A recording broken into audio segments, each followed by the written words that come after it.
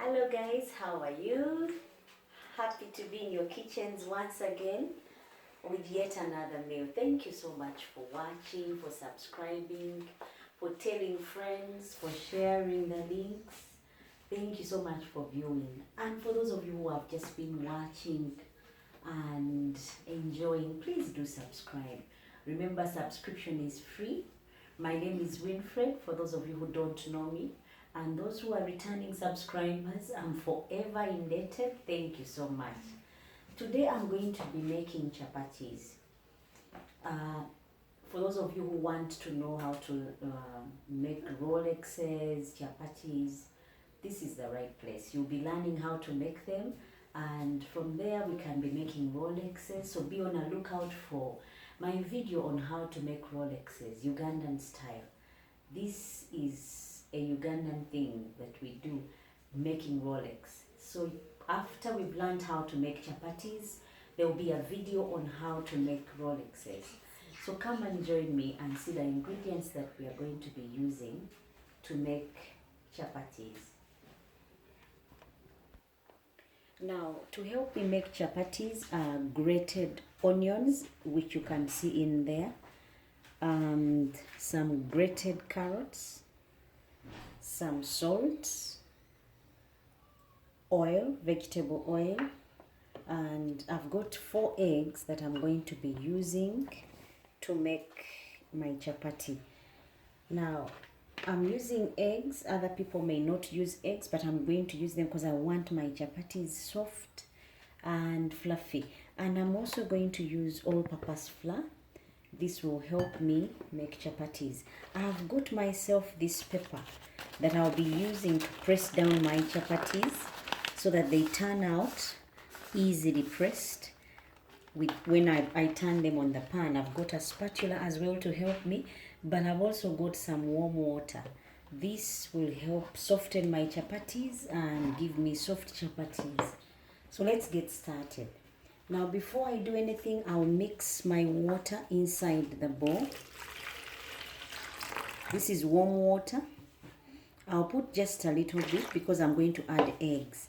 And then I'll add salt to taste. You put generously the salt because if you don't, your chapatis will have less salt. So I've put about 3 pinches. And I'm going to mix with my hands. Remember, my onions were grated, so they are actually very soft. You want them this soft because if they are not, chances are they will tear your chapati up while you're rolling, and then they will not come out very well. I'm also going to need a pin and rolling board, a board and rolling pin. Those will help me when I'm making the chapatis. I'm going to put my carrots right in there.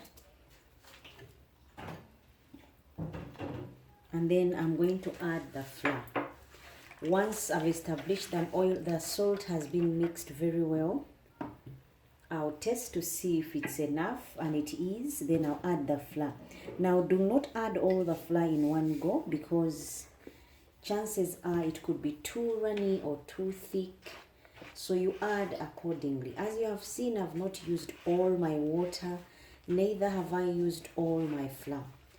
I'm just using little bits of everything and kneading right away. Now I'm also, the flour that I've used is 1 kilo of flour. And I'm hoping this will give me what I want. So I'm going to add the rest of the flour and then add some eggs in there.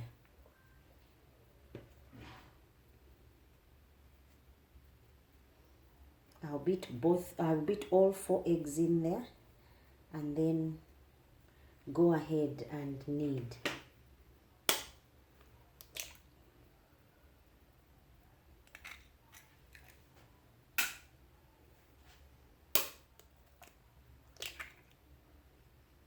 I've used 4 eggs when actually I would have used 2 because my eggs are very small.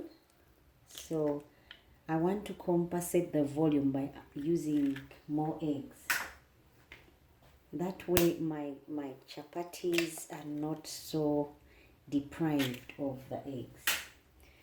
My chapati, I want it rich. Remember, these are homemade. You want to have everything that you like in a chapati in your chapati. So I'm not sparing. I've used my eggs generously, and I'm going to add in a bit of oil, as you will see later.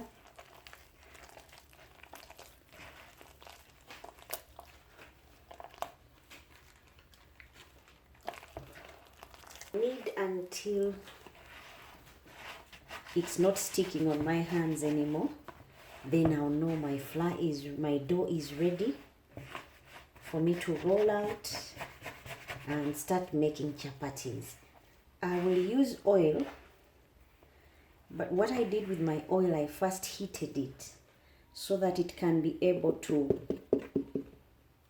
give me soft chapatis. So I heated it on the pan.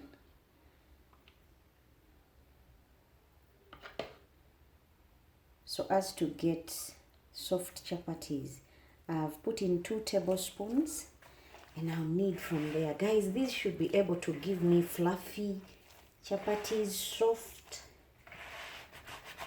And you will see they should have all the colors that I've put in there, which is the orange that comes from the carrots. And I should be able to have myself nice chapatis at the end of the day. You knead until it's not sticking on your hands. So you keep on adding the flour until it's not sticking.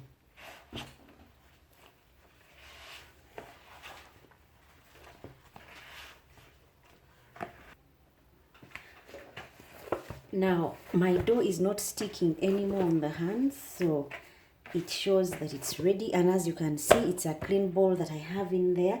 Time for me to size it up and start rolling out my balls and making chapatis.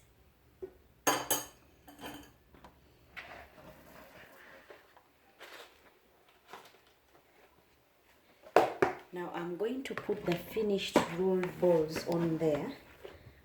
Right now I'm just sizing. To do that, I need a bit of oil in the bowl and on my hands. This will help me be able to size and roll out balls. So what you do, you hold the dough like this and squeeze. What comes out of the middle of your fingers is your size of the chapati. So I'm just literally holding it, pressing, and whatever comes out, I take off. I hold, pinch, squeeze, and this is how I size. See how I press and I'm able to size the chapatis, and you will notice that they'll come out the same size, and yet all I'm doing is holding, pressing, and sizing. I need about 7 chapatis in here. So if I can get 7, that is good. If I can get more, that is very good. Other than that, I need just about 7. It is so easy, guys. So if you've been at home wondering how do they make chapatis, thinking it's hard, try it. And you'll be surprised the things you can do even without being an expert at it. My dough is soft and it should give me nice and soft chapatis. Now 1, 2, 3, 4, 5, 6, 7. I'm glad I got 8 chapatis out of this, and a good size. I've got 9 chapatis. So I'll continue downsizing until I get an extra one out of it, so that at least I get 10, because 9 is not so much of a good number. At least 10 is good.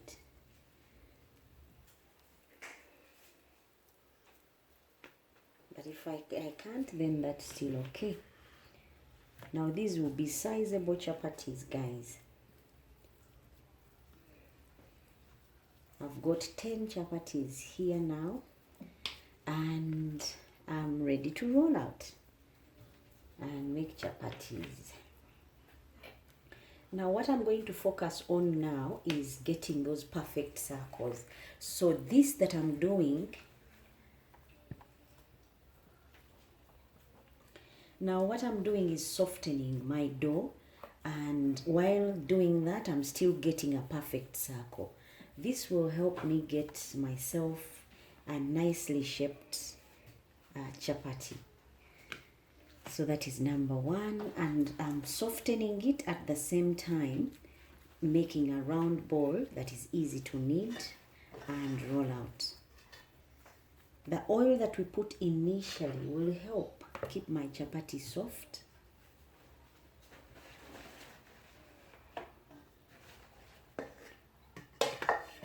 So the ones I've finished softening, I'm putting in on the tray, and the ones that need more work are on the green plate. As you can see, the ones on the green plate are not perfect circles, but these ones are trying. Go ahead and have fun making chapatis at home, guys. Instead of buying for once, try having them at home. As a result, you feel glad that you did them all by yourself. Now my board is ready. I'm just going to oil it a bit, just so my chapati doesn't stick. This is like a drop of oil, and then you smear it on there so the chapati doesn't stick. Other people use flour, but I don't want to use flour because then it makes the oil dirty. So once you finish smearing on the board, you spread out your chapati and roll. I'm also going to smear a bit of oil on the rolling pin so that it doesn't stick. This should give me a good run for my chapati. I'm trying to get a circular shape, so I keep on turning the board so that I can get a well-rounded chapati. You don't spread it out too much. You need to keep in mind the size of your pan. If your pan is wide, go ahead and spread it out too much. But if it's not, then don't overspread it, because then it won't fit in your pan. So that's going to be my size. I'm basing on the size of my pan. And then I'll set this one on the tray somewhere and then get another one. I'll do the same. I'm literally just pressing and spreading it out before rolling.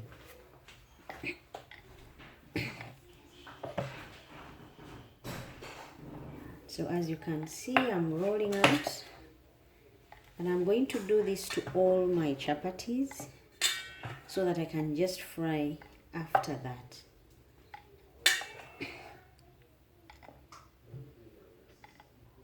I will not overspread it because I want to spread it when it gets on the pan a bit, and I don't want to stretch my pan by putting a chapati that doesn't fit. So I will be very careful when I'm spreading it out. Once you've got it off, you put it on the tray and get to do the next one and next one until all of them are done. Then you can start frying.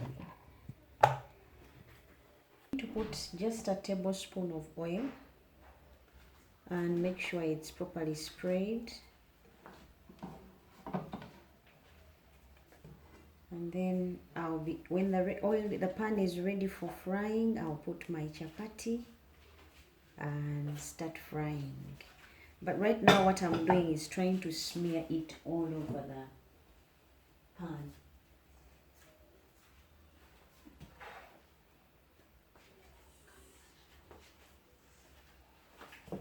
So I think the pan is ready. I'm going to put the chapati. I don't want it to sit on there when it's not hot enough. It has to be right before I put the chapati. And the heat that I'm using is medium low heat. It's not a lot of heat.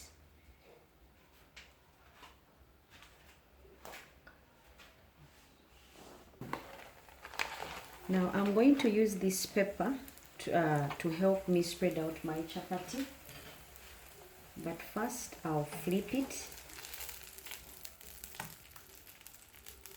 because I want to get both sides oiled before I spread them out. So this is what I do to get them ready.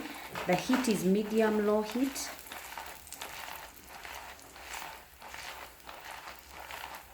And what I'm doing is helping the 1 table of oil that I used, making it be enough for the chapati so that I get that brown color without my chapati being too oily.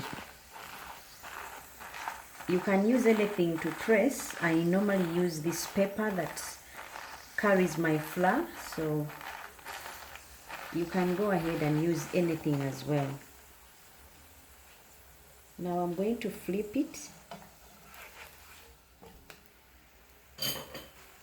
and make sure all sides have the same.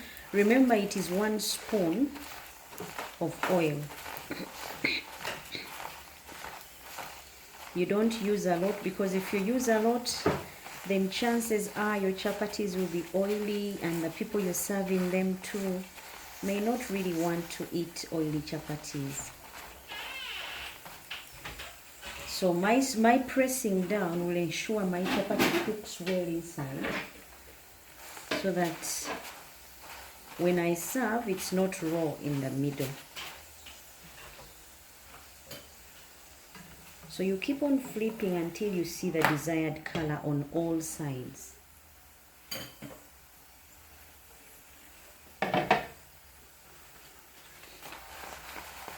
I'm looking for that golden brown color.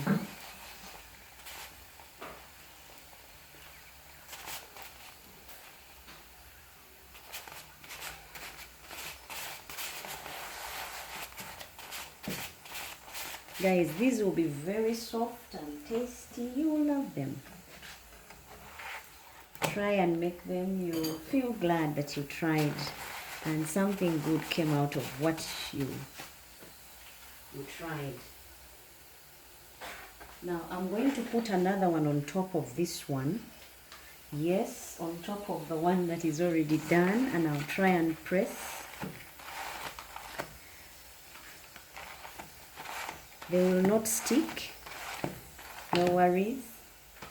And I'm going to put a bit of oil on this one because it's the newcomer.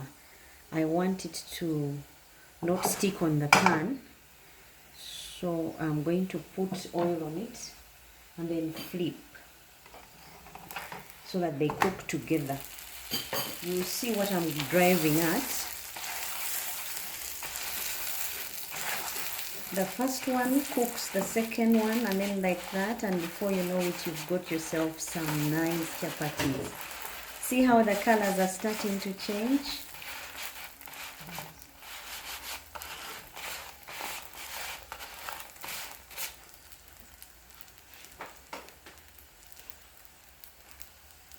Now I'm going to flip this and then take off the first one.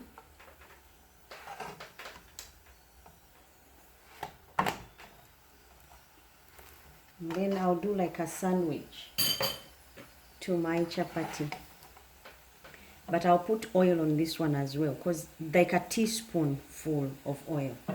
And then I'll flip. Now that means the first one has got a nice color. It will give me a chance to put the second one.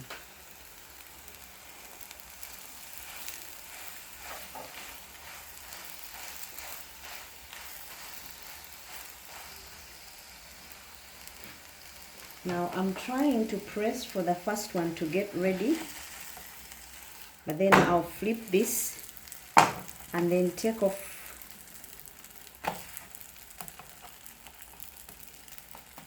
the second one. I just press harder. These are 3 chapatis that will cook at the same time. This will ensure they are all soft.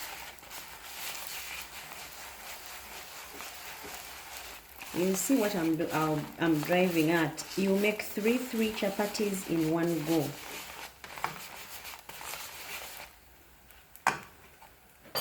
So when they come off together, all ready to plate, and none of them will be burnt.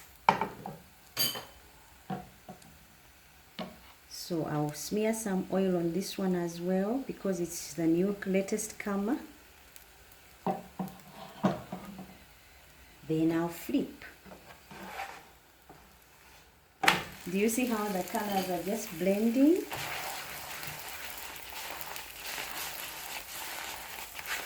The first chapati will make sure the second one gets ready by the heat that comes from the first one, and that will tenderize your chapatis. They'll come out soft and nice. And remember guys, I'm using teaspoons of oil, not a lot of oil, so they will be nice and soft and dry. They won't be oily inside and out.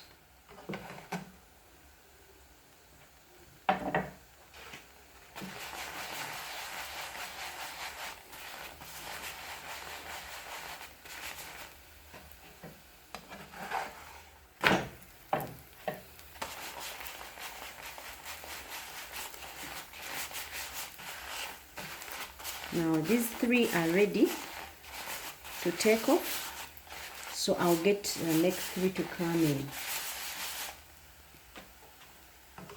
But I first ensure that the one at the bottom is also equally as dry and looking equally as good.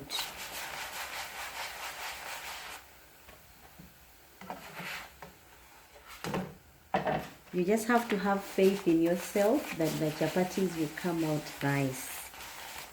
And if you've been making them and they are hard, these ones will be soft and you'll be glad. Now I'm going to put them in foil paper because that will keep them soft. And I'll take these ones off and then put on another three.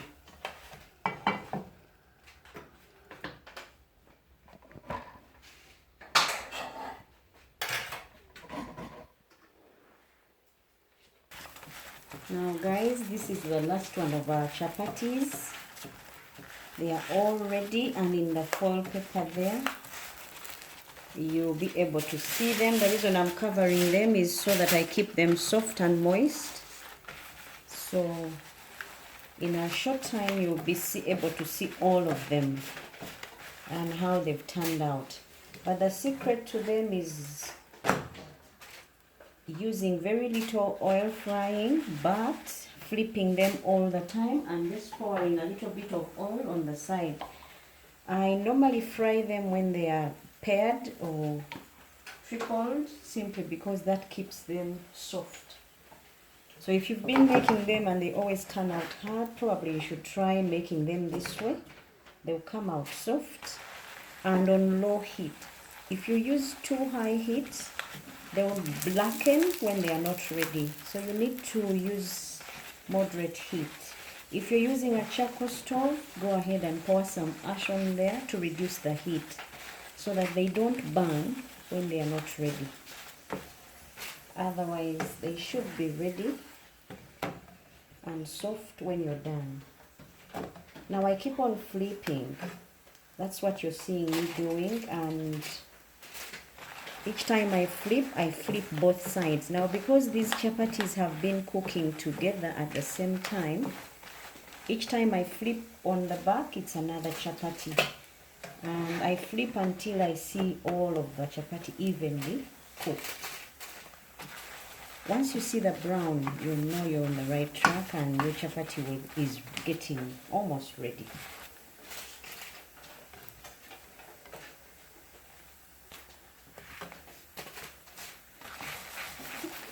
Now the pressing I'm doing is for them to be able to cook through and also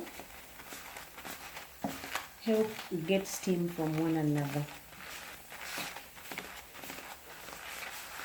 Now I've finished rolling out the chapatis. Time for me to roll them out for display. Now I used foil paper because it keeps them soft and easy to roll. As you can see now, I'm going to roll them out and prepare to plate.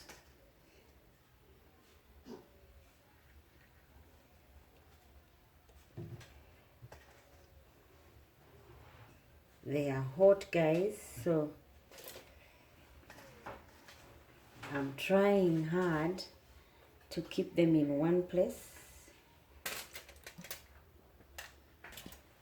Now that is how I'll display these chapatis. They are still blazing hot. They need to stay in the foil paper to continue softening and to continue being moist. So this was just for you to see how they would look. Thank you so much for watching, for subscribing, for telling friends. Until next time, thank you for watching. Bye bye and God bless.